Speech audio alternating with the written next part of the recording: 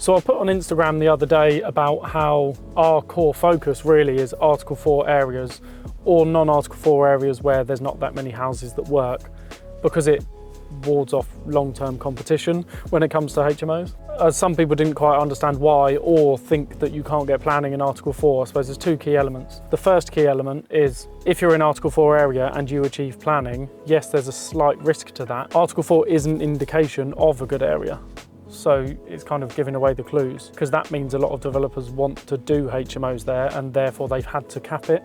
So don't be too excited by the fact something is non-Article 4, because that kind of means that there's not an enormous demand. It can still be completely fine, but there's not like, it's not a super busy, vibrant city where there's going to be constant demand. And the second element being, people think that you just can't get planning for HMOs, or that the council don't want any more HMOs in Article 4 areas, which maybe they don't want them, but they need to accept them if there's still scope for more HMOs within that Article 4 area, which often there is. Sometimes it's bang in the centre and that's the only Article 4 area within the city, then yeah, often those areas have been absolutely smashed. Say right next to a university is very common, but perhaps they blanketed the whole city in Article 4 and actually there's pockets here, there and everywhere where you can still get planning. So don't be too afraid of it, you just got to use local experts who know what they're doing and kind of trust their judgment, as well as percentage checks on how many HMOs are within 50 metres or 100 metres, as well as obviously being well above and beyond the minimum standards for planning in that area. Most councils have a SPD, a supplementary planning document, which lays out all that boring stuff, but you need to be really attentive to it. So yeah, don't be too scared of Article 4. It's actually great, I think, as a valuer. They give you a bit of a boost on valuation for the fact that it is.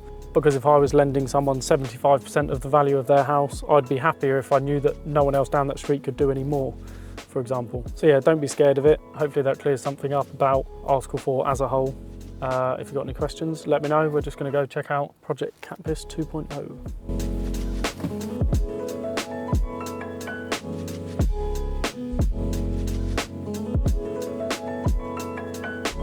So Catpiss 2.0, second fix, doors and everything happening, tank rooms in there, the kitchen's just been fitted.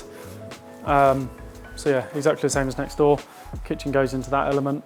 And along here, this extension is now fully up. I can't remember where it was up to last time we were here, but I think the roof was on. But yeah, now everything is done in here to stage of plastering. So this is that rear bedroom.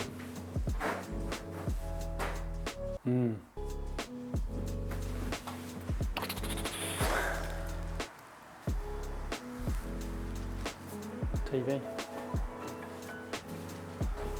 Let's go and check out these feature walls.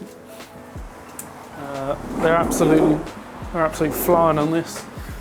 Out of here in 2 weeks' time. Hello mate, you alright? So yeah, this is the feature walls are going in here. Half the rooms are green, half are blue. And then in the en-suites, they're all basically finished being panelled now. Looking pretty smart. Expected rentals, I think I covered last time, but at the moment you're looking at £800 a room up to 900 really.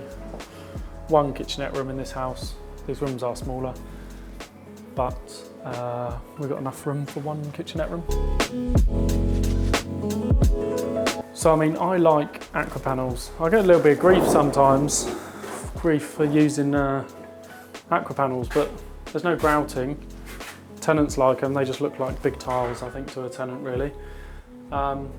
They're decent quality ones, so they will stand like bleach or whatever being used on them.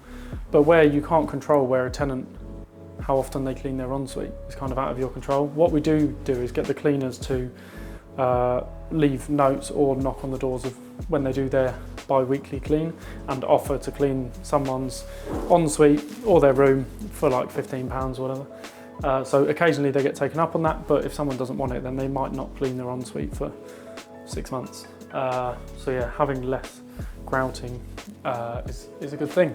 And I think they look really smart. And we're doing it around basically wherever wall the toilet is and the sink, as well as behind the shower. Yeah, just to reduce long-term damage, wear and tear. And they look just bloody nice.